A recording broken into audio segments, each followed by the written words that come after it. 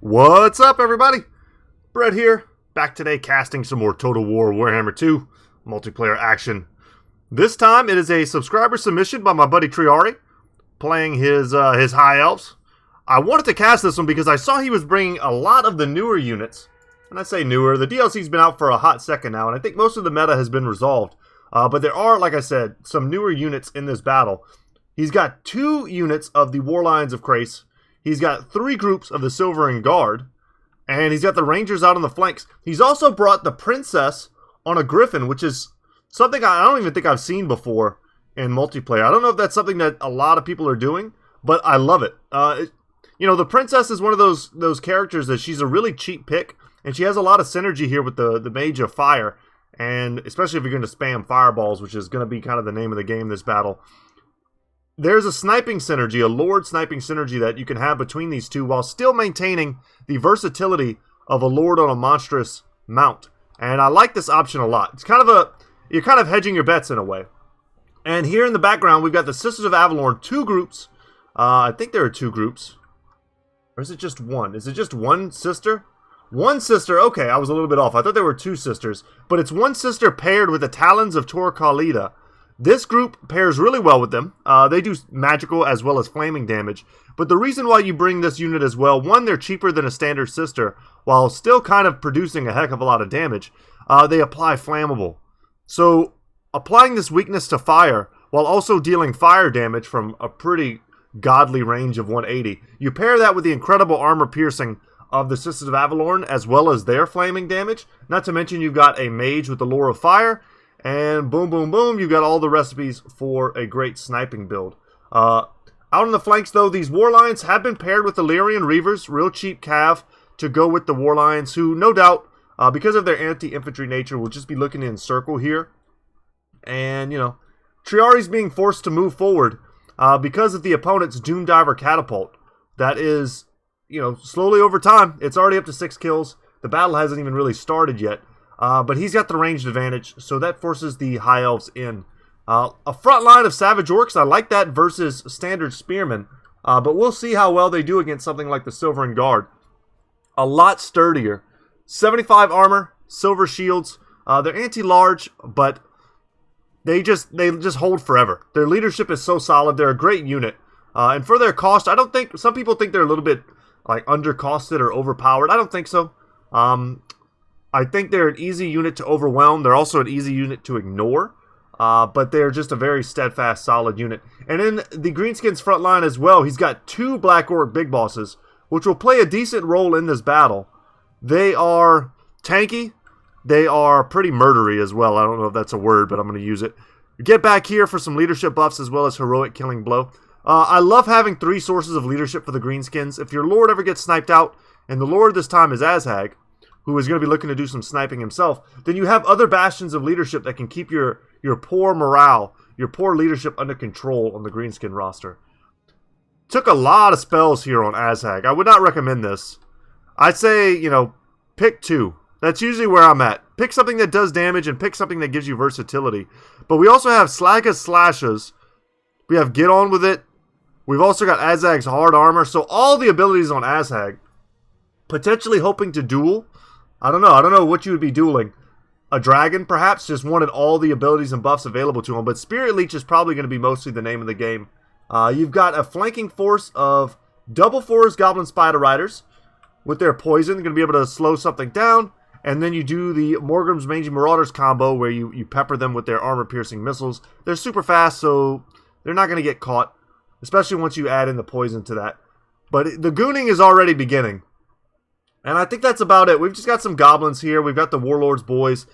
Pretty much a nice inclusion in any Greenskin roster. And that's going to be it. Without any further ado, guys, let's get the battle underway. As a Fireball looks to rip into Azhag.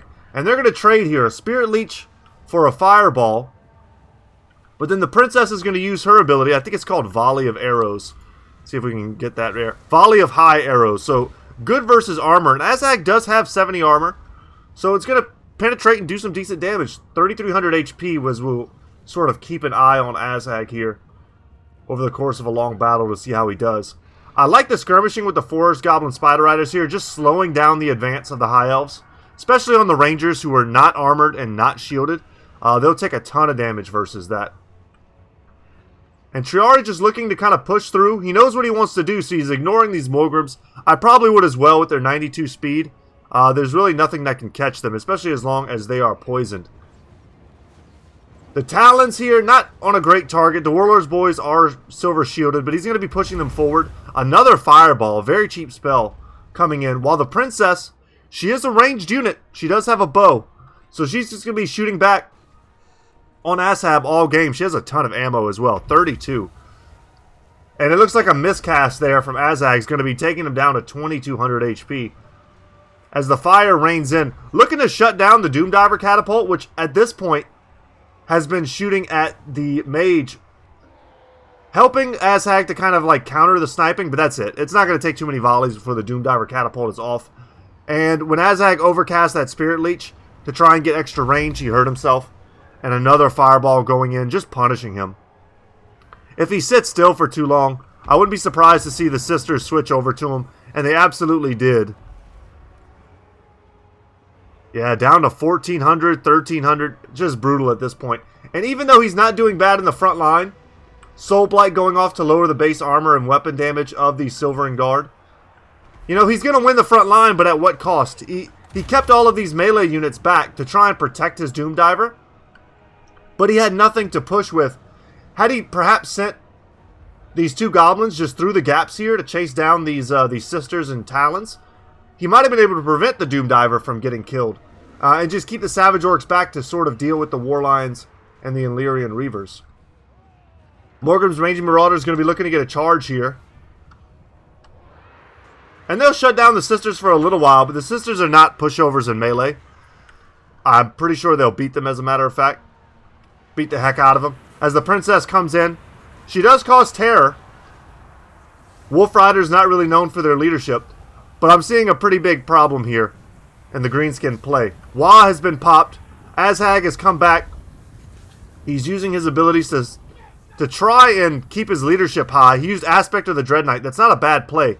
That 8 leadership might have been the only thing that kept him from routing right off the battlefield. But he needs to be careful. If he casts one more time and miscasts, he'll just pop himself in the face. So there's a huge blob of greenskins here, huddled around this Black Orc big boss. I would say that's a mistake.